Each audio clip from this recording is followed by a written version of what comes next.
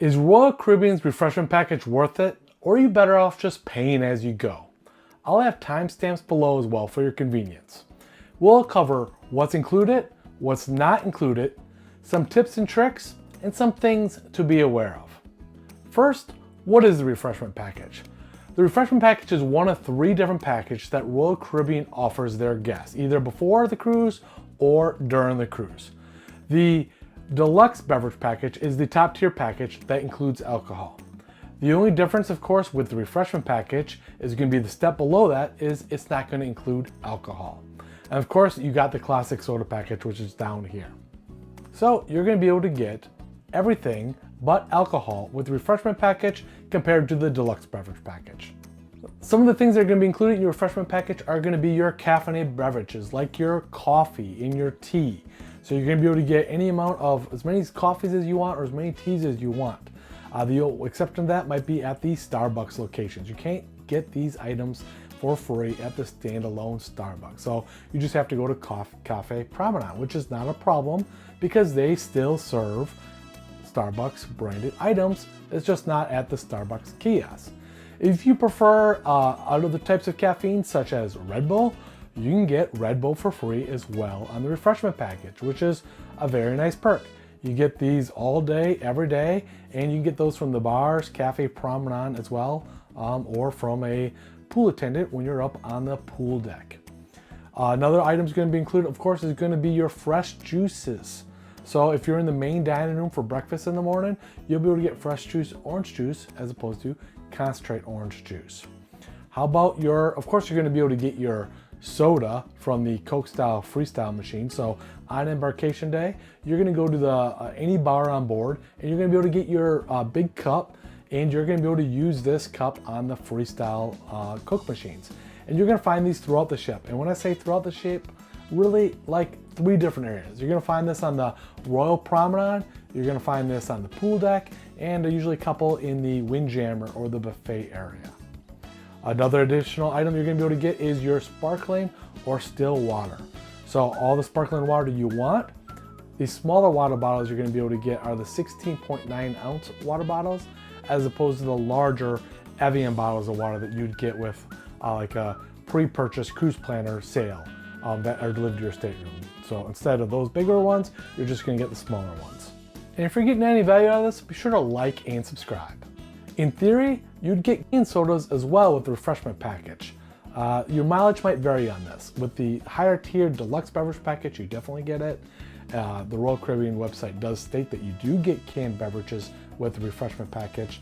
However, if you look at their frequently asked questions section, it doesn't state anything about canned beverages. And from reviews online, your mileage definitely might vary on this part.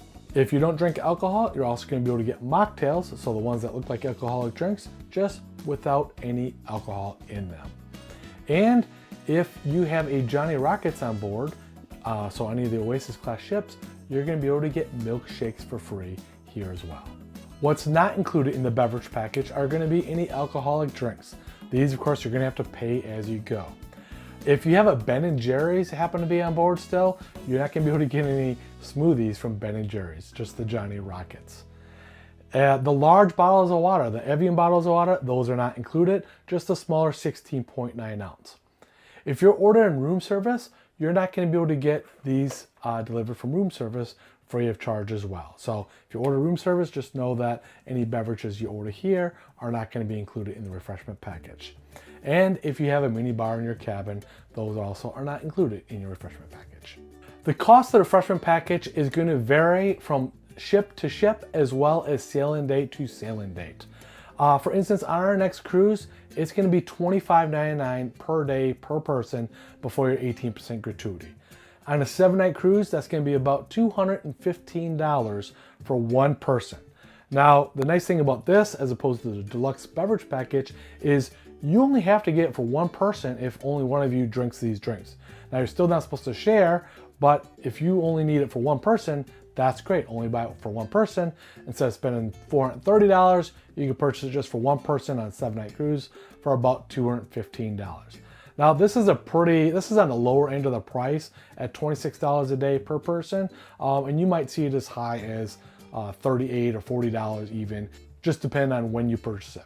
Now remember, you can always cancel and repurchase if the price goes down at a later date. Tips and tricks to get the best value out of this refreshment package is first going to be to purchase in the cruise planner before your cruise. I say that because you're going to get a significant discount. In the example of being able to get for $25.99 per person per day, that is a 35% discount before the cruise. If I were to wait until I get on the ship, I want to be paying a significant more amount each day for this refreshment package. It's also going to work everywhere on the ship, from the bars to the main dining room to the pool deck. Not only that, but it's also going to work at their private island Perfect Day at Coco Cay, which is not the same as other cruise lines.